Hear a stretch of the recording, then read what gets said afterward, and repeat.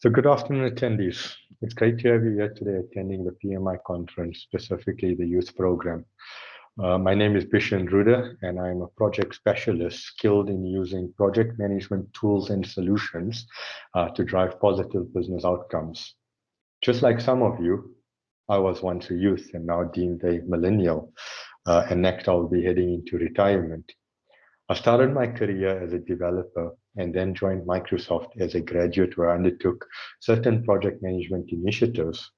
And from there on, I grew into a project management solution specialist as a subject matter expert and trusted advisor to customers and organizations across the Europe, Middle East, and Africa region.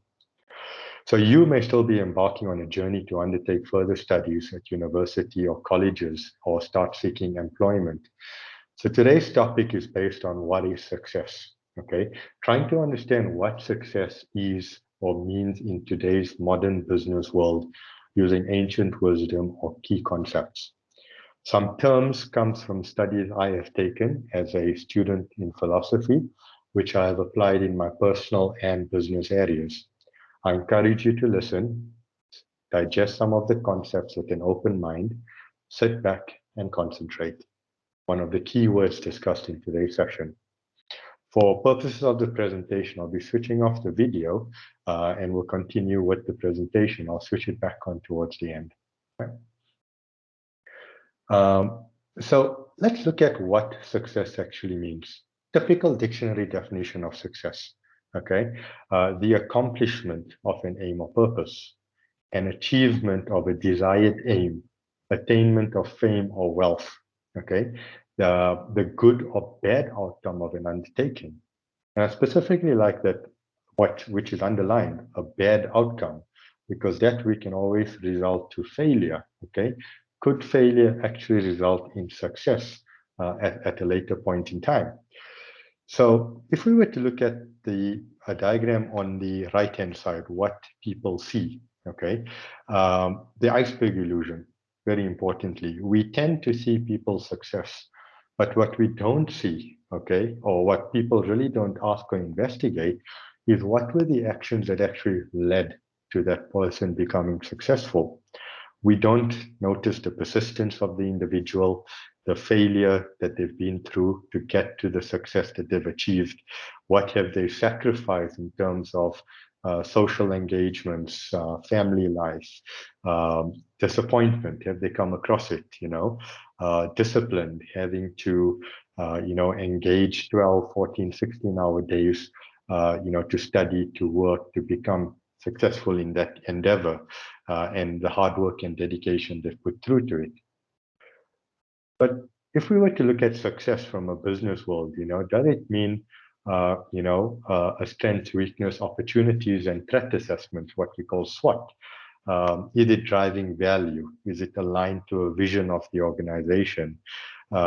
Building successful teams or leading successful teams, okay? Achieving certain goals or aligning to the overall strategy, vision, mission, goals, purpose. Could success be something on a personal note of having an apartment, a home, something of material quantity, a motor vehicle, an SUV, a big wedding, a family, or even being financially free. Okay, success could mean a lot of things to each one. So could success be living La Vida Loca in Dubai, okay, on a yacht, overlooking the tallest tower in the world on a man-made marina, okay?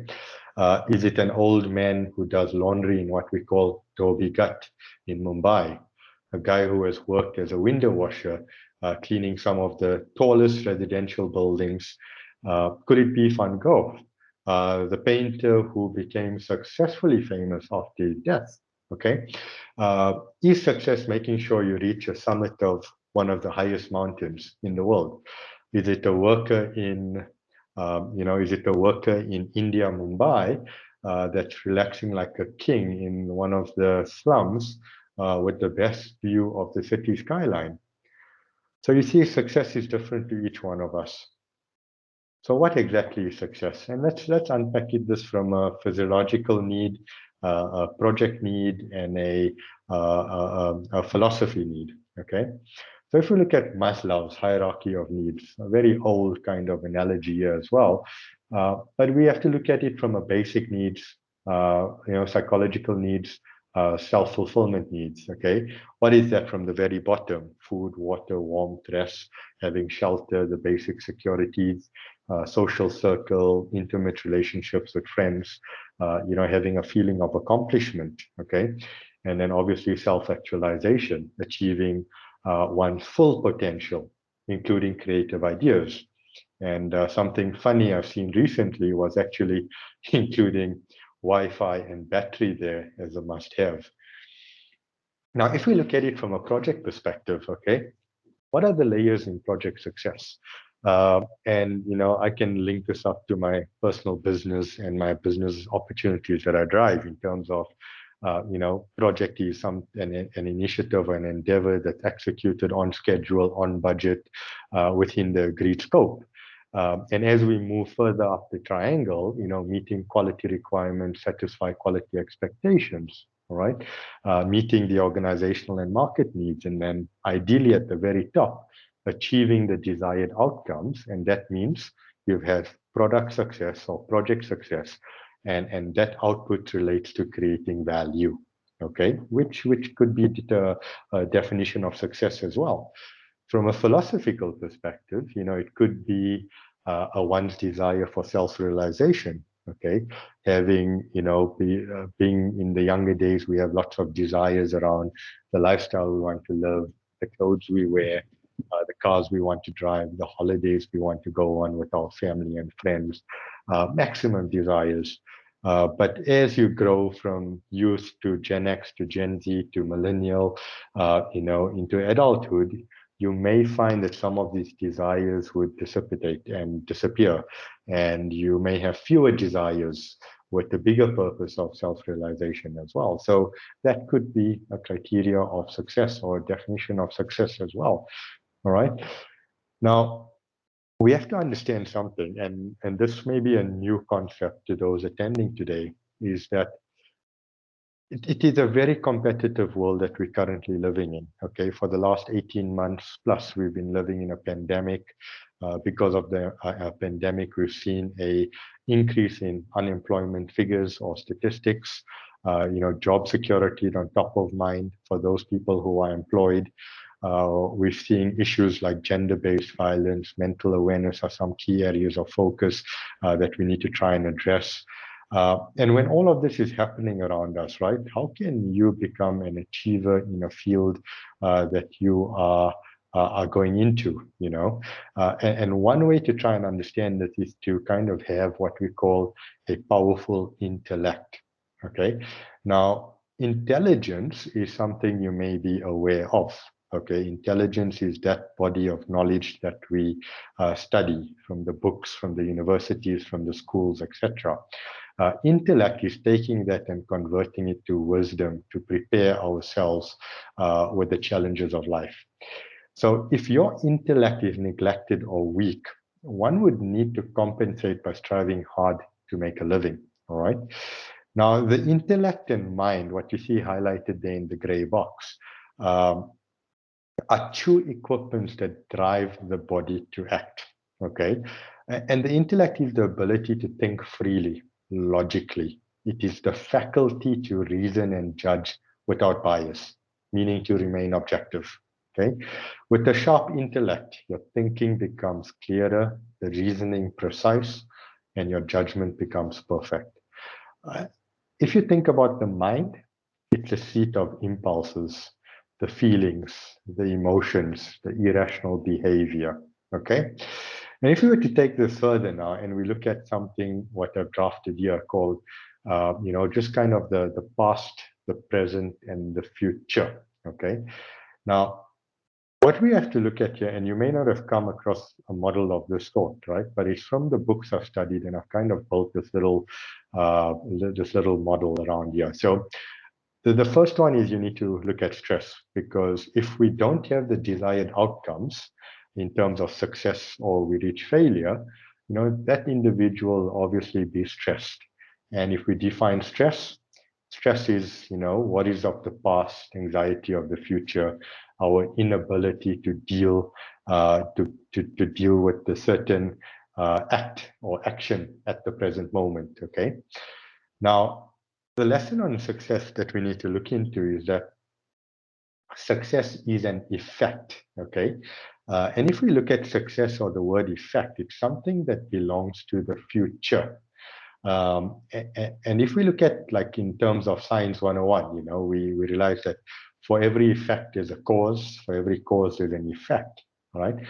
So we need to understand that because success is an effect belongs to the future, the effect actually is based on a cause, right? So for every cause there's an effect, and every effect has a cause. So everyone desires the effect, which is success, without actually going into the cause to try and understand what is it that will make me successful. Okay. So in order to be successful, we need to understand what is right action or the appropriate action. Okay. If actions are proper or perfect, it would lead to success.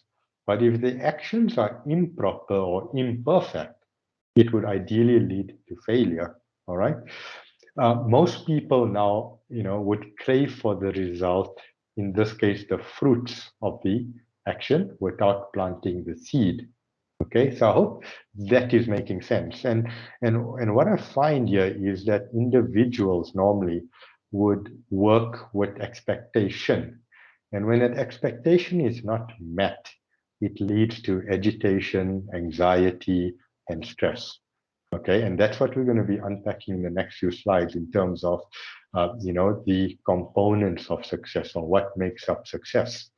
And there's three simple components: concentration, consistency, and cooperation. And these three leads to success and productivity, progress and peace. Okay, so let's move on. Excuse me. So if we look at concentration, right, I won't read what's on the slide over here. So what is concentration? Let's just go through the animations here. You would say focus. And if I say what would be focus, you'll probably say concentration. Okay. But let's try and unpack that. While I'm talking, you can have a look at those two cartoon strips over there. So concentration, right? If we look at the 2 points I mentioned earlier, the mind and the intellect. The mind are your thoughts, okay? And it has the tendency to slip and worry over past and become anxious of the future. So the mind is never in the present moment, all right? So the mind becomes agitated when it's slipping into the past or the future, which then we cannot think and concentrate, all right? So in order to put the mind at ease and in the present moment, one needs to develop a strong intellect to focus on the present task or the job at hand. Concentration, therefore, is the technique exercised by the intellect to hold the mind in the present task without allowing it to slip into the future or the present. Okay. And just to unpack it for you, I mean, we're in a pandemic and we're working remotely from our home offices or from, certain coffee shops or wherever the case may be. And it results in a lot of multitasking. The minute we are in a meeting, okay, we get an email, our Outlook opens up, we're reading the emails and we're not focusing or concentrating, or our mind is not present on the meeting. Okay, I may be doing a business case document and I get a phone call coming through, which I answer. So my mind is already taken away from the act of completing my document and focusing now on the telephone call. All right. So that's what we mean. So just to recap that, concentration is a technique exercised by the intellect to hold the mind in the present task without allowing it to slip in the past or present. All right. And I think those two cartoons kind of link to what I just said right now. Now, if we look at the consistency, right? Let's look at consistency. Having an ideal to reach for a goal or purpose, and your action should flow in that direction. The problem here is that the mind strays away to other attractions. So consistency is the act to channelize your action to a certain goal. And this is clearly visible in nature. Taking the example of water flowing in one direction, it has a lot of power. You won't see water flowing, against each other or, against the current or something of that sort. Take, for example, tsunamis.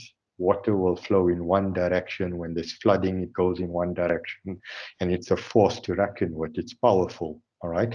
If we use another example like sports, let's use the example of Rafael Nadal and Tiger Woods. Right. Tiger Woods is a sportsman in golf, and Rafael Nadal a sportsman in tennis. Right. So if you know of them and you know of the sports, you'll probably look at this presentation and think something's wrong with those pictures. Okay.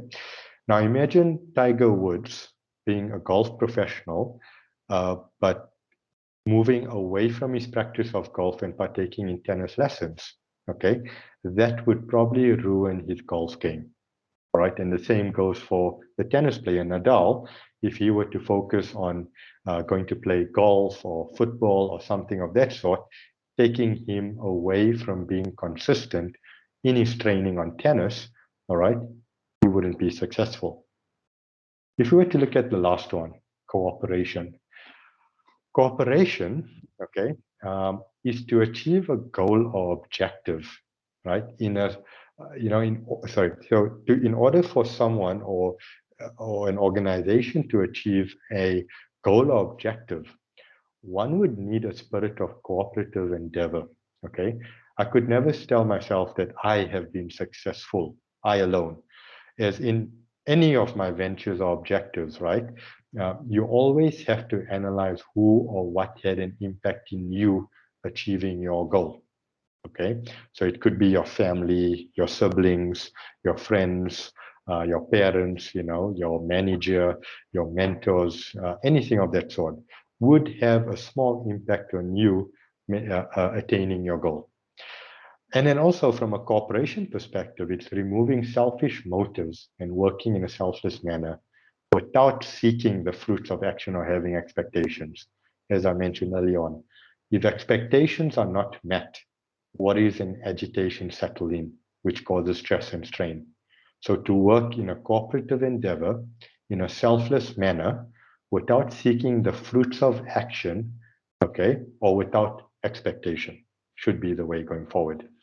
And in that way, if we were to focus on concentration, consistency, and cooperation, the three C's, to be successful in any, an achiever in any field in this highly competitive world, you would need a powerful intellect to be able to guide the mind, to focus, to concentrate, to have consistency in your routine, perform the right actions, and cooperate with selfish or selfless motives and without expectation.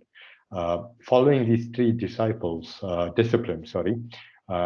you will be able to command success and productivity, gain progress and peace in any field aligned to the nature of the work that you're going to be undertaking. And just to end off, one of the great gurus, the great Swami Vivekananda said, the great success of true happiness is this. The man or woman who asks for no return, the perfectly unselfish person, is the most successful. All right. So I want to end off there. We only had a 30-minute discussion, but I think I may have went a few minutes over time. If there's any questions or any queries, please feel free to hook up over an email, over a telephone call. I'm happy to have any further discussions with anyone. I am available on LinkedIn as well. And I just want to say thank you to everyone for jumping into this. I really do appreciate it, and look forward to catching up with some of you online on LinkedIn or over email. Take care. Thanks. Bye.